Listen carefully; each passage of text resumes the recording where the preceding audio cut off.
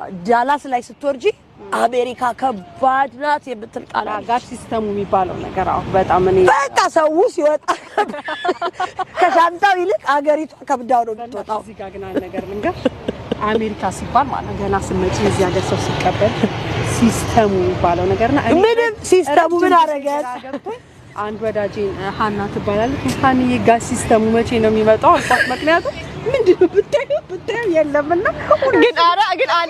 አለ ግን አው ሲስተሙ ተብሎ ይካበዳል ግን ምንድነው መሰለሽ እንደዛ ብዙ ጊዜ ሰው ነው ክብደቱ አልችው ቆይ ልንገርሽ ለምሳሌ አሁን ቢዚ የምትሆኚ የሆነ ሰዓት ላይ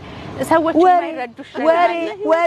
ወሬ ለማውራት ጊዜ አለ ስልክ ለማውራት ጊዜ አለ